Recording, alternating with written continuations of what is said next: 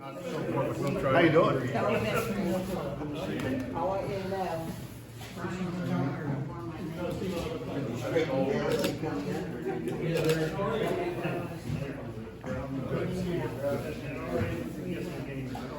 She was raised for it. Yeah. Her dad raised her to That's right. be around a bunch of tough guys and women. You know, how are you? Good, how are you? How you doing? I'm good. Great to see you. How are you? Pretty good. Good to see you, sir. Glad to see you. You're gonna just stand this?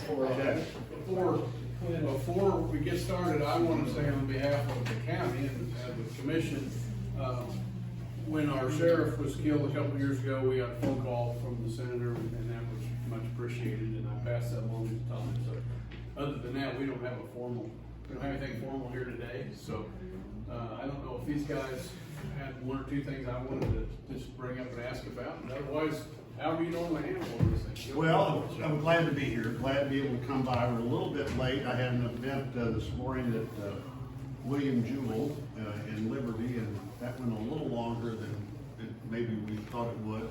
But glad to be here with you. I've been in this courthouse a lot of times over the last, well, the first time I ran for state was the last 42 years. I was just telling Dixie, I've loved doing it. I've loved doing it, and you know, my wife still looks at my schedule and says, "Well, I thought you weren't running again." I said, "No, I never did this so they vote for me the next time. I always did it because I like doing it, and frankly, for me at least, you learn a lot more with direct contact than you do trying to figure out from some other way what's going on. But glad to be here with you. You know, I do think, and there's an argument on the other side of this, but on the infrastructure bill, that's going to be a good bill for Missouri. And I think once it became clear to people that there was a way to separate it from the bigger bill that would not have been good for Missouri or the country, that they could kind of step back and look at that a little differently. I think we've already gotten a commitment for almost $500 million for bridge repair in our state over 5.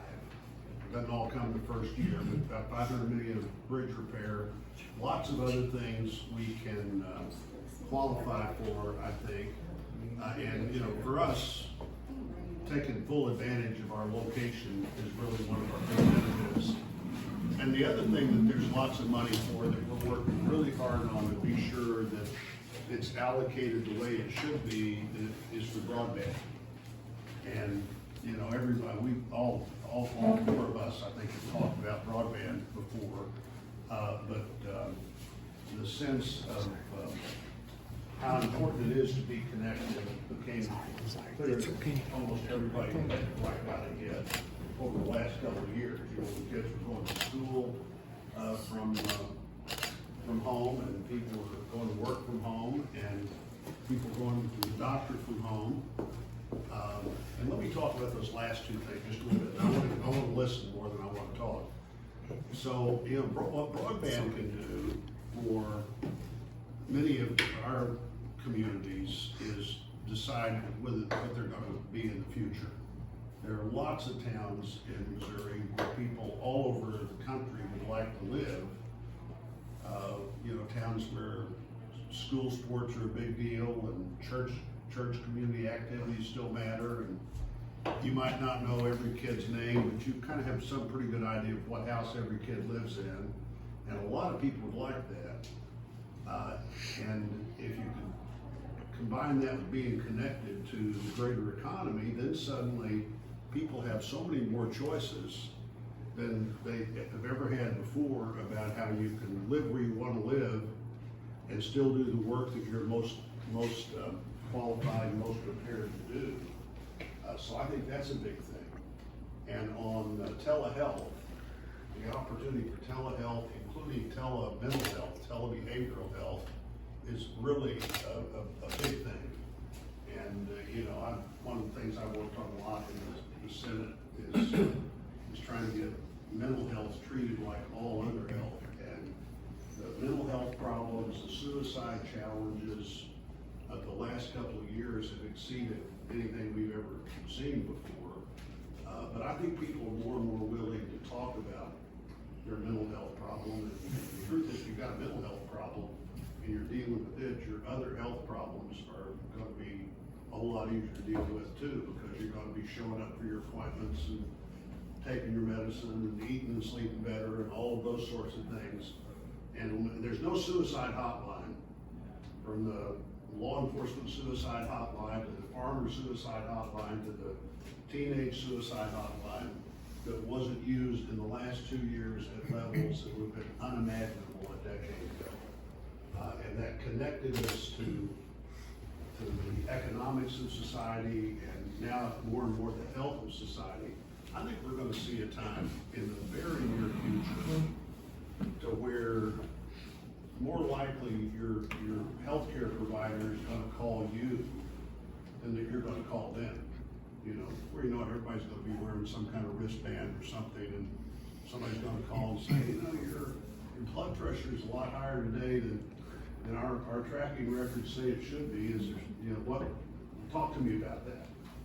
And for that to all really work, you know, the telehealth components, the ability to do what I think the University of Missouri is doing now, which through extension is to try to have a telehealth location in every county where it might be hard to get telehealth either to your home, or you might just not be able to do it otherwise. So all those things are big, and sort of the infrastructure of society, roads, bridges, and telephones, and now broadband, things like that, are the kind of things that counties are really good at dealing with.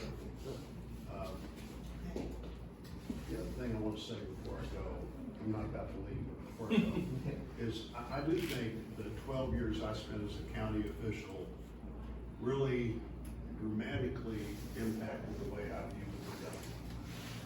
You know, if it's possible to solve a problem at the county courthouse, people are normally going to do everything they can to help you solve it. And there's really almost no other level of government where that's sort of the mindset. You know, you take those trips to Jefferson City, they immediately start explaining to you why they really won't be able to get that done this year. But when somebody walks in here, I guarantee you, it's possible to get it legally and ethically done. You know, county officials and the people who work for them are the most likely level of government to get it done. And, you know, you combine that with a dairy farm background, and before you know it, you're just trying to, okay, how do we get this done today? Doesn't have to be perfect, but let's get it done. And that's been important to me, and I really respect what you do and admire what you do. Come on in, Judge. Well, just listen. Hey, Judge. I had a couple things. First off was, I did thank you for the kind words from the sheriff last morning. That was much appreciated. And obviously, I think we will see some benefit from the infrastructure bill. It would have been nice if it was paid for. You know, spend a lot of money that we don't have. You know, I'm sure you're aware of that. So I have two things. The Restoring America's Wildlife Act, and I know you. I'm the principal sponsor. Okay, so to speak to that, I've been to some meetings in the last 6 months to where I think wildlife management type people feel like this is kind of something to change the game in the United States from now on, going forward. But not as much in Missouri where we have some dedicated funding, but it would be huge here too, with other states and with wildlife. So that's one, and then just border security. I know we don't have the leverage that we typically have. We don't have the border. But is there any way you can put a hold on some appointments or president's nominees to get some kind of leverage to do something with the border? So those are my two. There's a lot there if I can remember. Yeah, no, that's yeah. First of all, on the infrastructure bill, it's about $1 trillion, but about more than half of that was money that would have been spent anyway. It's just the normal money that we would have spent. And we've been trying for about 12 years to have something beyond the let's keep holding everything together kind of infrastructure. There's maybe a deficit in spending, but that's if you don't recognize the fact that we got the administration to agree to reprogram a lot of the money that they could have spent otherwise that had already been appropriated for COVID activities. So if there is a deficit, it's not very big. It's certainly not $250 billion. Not even, I don't think it's a third of that. But, you know, President Trump was willing to do two trillion unpaid for. The argument for that would be, well, if we're not gonna pay for something, let's at least, if we're gonna owe money for something, let's owe money for something that'll last for 20 or 30 years while we're paying for it, as opposed to sending everybody $2,000, which I'm sure everybody was excited to get, but I was opposed to sending it to you. Exactly. I understand. I can pay it without it. And who wouldn't? Who wouldn't take it, you know? So that's on that. Yeah. On the middle one was not Rob. Restoring America's Wildlife. Oh, well, you know, I am the co-sponsor of that, and what that really will do is to try to work with the states so you keep things off the Endangered Species Act. And basically what you do is that money would go to better fund the state's plan. The state was required to come up, every state was required to come up with a plan on wildlife restoration, but given no assistance how to execute that plan. And you're right, we do have more money than most states because the unbelievable, you know, 1/8 of a cent conservation and parks tax it's been one of the great things that's happened to our state that voters were able to do, and then eventually make it permanent. But this would bring about 19 million, we get about $1 million federal dollars a year to implement that plan. This would add about $19 million a year to that. And every state agent, all 50 state agencies are for it.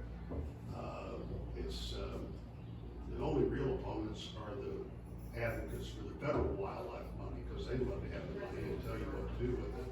But this would mostly be, in our state, since we have so much private land, thank goodness, this would mostly be cooperative efforts with private landowners.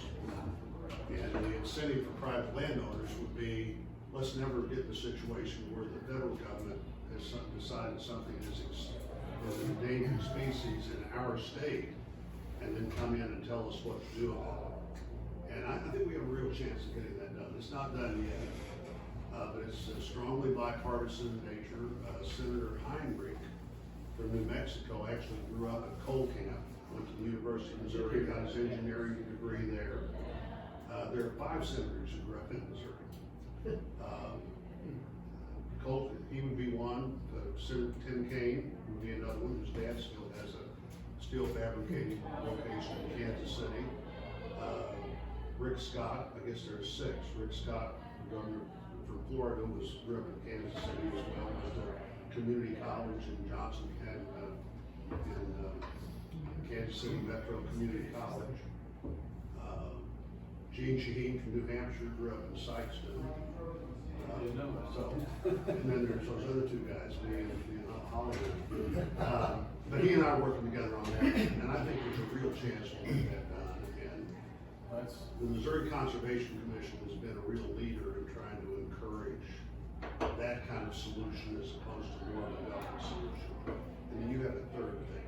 Well, just border security, you know, what can we do? I know, I just threw the other thing out, just talking what the confusing part was. I know that some senators will do a hold on a nominee to keep, for leverage, for an agreement to do something on this project or whatever, right? Yeah.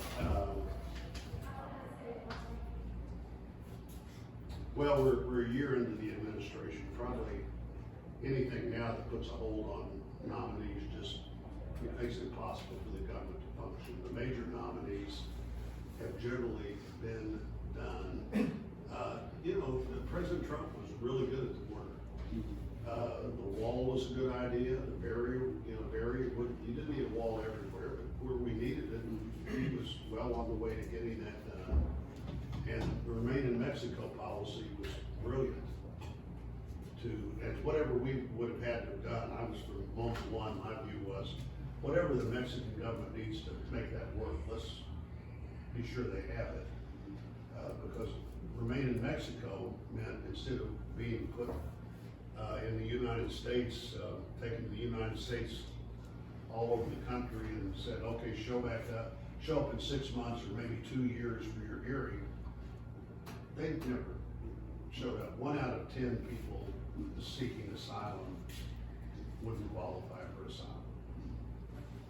And so, right off the bat, President Biden's decision to not at least finish the wall that we had the material for, and in fact to stop the wall in mid-construction was a really bad decision, and then eliminating Remain in Mexico was a really bad decision. And you know, the border's in some level of chaos, and one of the reasons he's no more popular than he is people figured out that this just didn't work at all.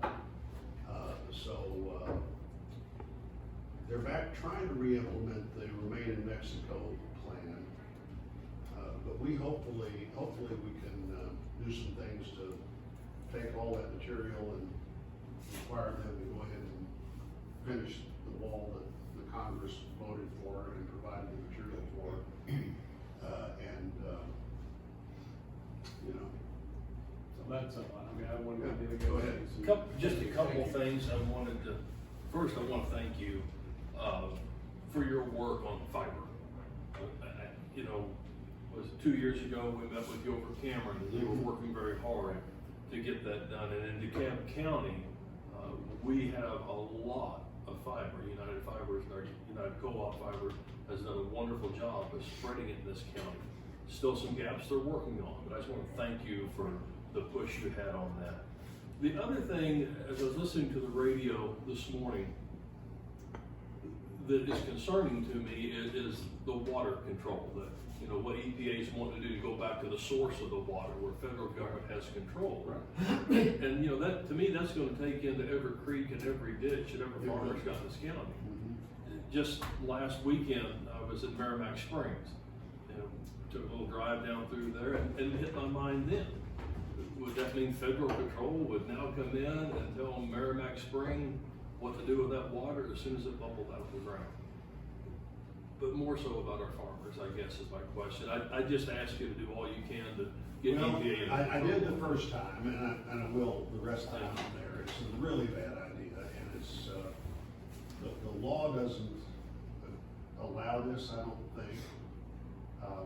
You know, the Clean Water Act in 1974 gave the EPA some authority over navigable waters.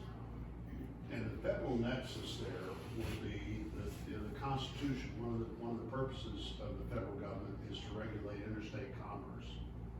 And you know, navigable water should be you can move something on it.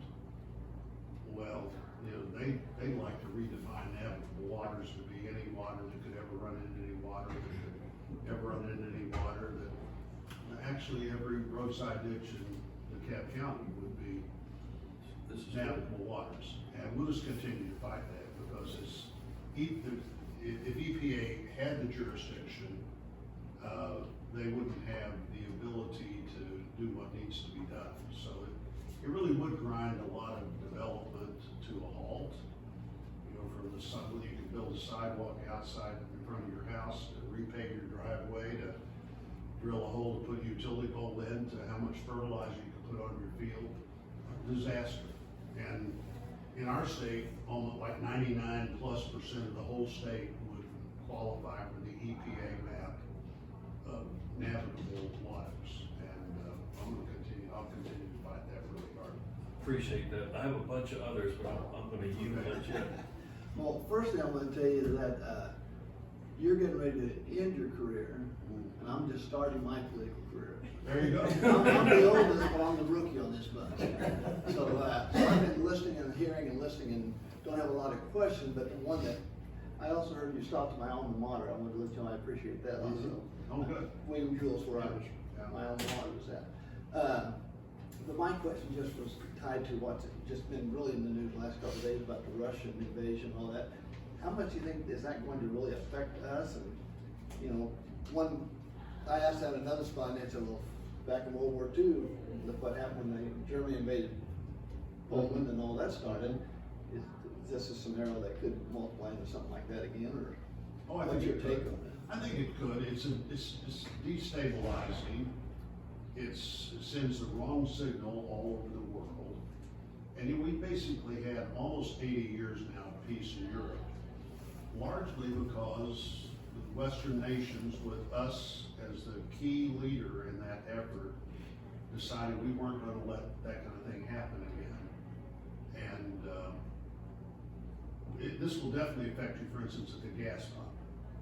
If the Biden policies hadn't done enough to raise energy costs, you toss this on top of it, and you know, energy is obviously it's transferable, but that means whatever happens anywhere that has a significant energy impact has impact everywhere. Have some economic impact because it just makes it that much harder to makes it that much harder for us to safely and securely know who we're dealing with and what we're dealing with. Ukraine was sort of the breadbasket of the old Soviet Union as a huge producer of grains and legumes. Why we want Putin to get in control of that, I have no idea. It's the second biggest country in Europe. Bigger than Germany, bigger than France, bigger than Spain. It's the second biggest country in Europe, and he has just decided to take it over. There's a little bit in our politics today of, well, we've done so much, why should we keep doing it? Point is, we've done so much, generally with pretty good results, and Europe would be the best example of that. And if we don't keep doing it, nobody else has the potential to fill the gap. If we step back, nobody will step up. Just like in Afghanistan, we had 2,500 people there. I was for staying, by the way. We had 2,500 people there. The other NATO countries had 7,500 people, and they were perfectly willing to stay with their 7,500 as long as we keep our 2,500. They were about to stay by themselves. I just think there is a unique place in the world for the United States, and if we back away from that unique place, then nobody fills it, and the world becomes a lot more dangerous. And China will be looking at what we do as they think about Taiwan. Our adversaries will look at this, and our friends will look at this and just wonder if we can be relied on. Now remember, in Ukraine is not a member of NATO. All the countries around it were allowed to join because they were more stable. There were reasons they were allowed to join, and Ukraine didn't. But we won't put troops in Ukraine. We don't have that kind of commitment to Ukraine. But it doesn't mean we can't try to figure out how to penalize the thugs that surround the chief thug, Putin, for what they've done. And it also doesn't mean that we shouldn't take a really strong step right now to say, look, you know, if you try this in Estonia or Latvia or Lithuania or Romania, or you're going to run into us. And that's why taking 7,500 troops isn't a lot of troops, but it's really important when you sprinkle them through those countries that you would hope that the one thing Putin would be smart enough not to do was to actually engage with U.S. military forces. And we do have a commitment to them. You know, our commitment to NATO is, Article 5 of NATO is if one of the countries is attacked, all the countries are attacked. And Ukraine's not part of that, but boy, they're sure pretty close to all of that. And, Absolutely. If you don't mind, I'm gonna interrupt. We're running out of time. We're gonna go down And it's to. William and Jules' fault, they went a little long. So we got a plane schedule to be attended to. There's all that. There's all that. Guys like me. Yeah, we understand completely. Senator, thank you. Guys, great to see you. Thank you. Nice to see you. Thanks for what you all do. When you, Senator, when you decide to run for Absolutely. that next position somewhere, let me know, I'll pick you up at St. Joe. I'll drive you out again and take you back. Don't do it until it In a snowstorm, just like last When it time. gets Welcome really to bad. the commission. Thank you. Good to see you all. I'll talk to Thanks, you. Eric. See you Thanks, guys. everybody. Thank you. Hey, thank you all for coming in.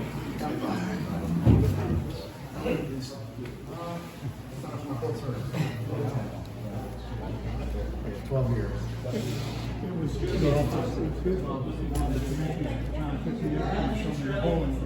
Oh, was that right?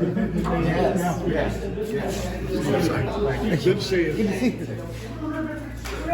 Without stuttering. Hey, you mind if I ask you guys a quick question?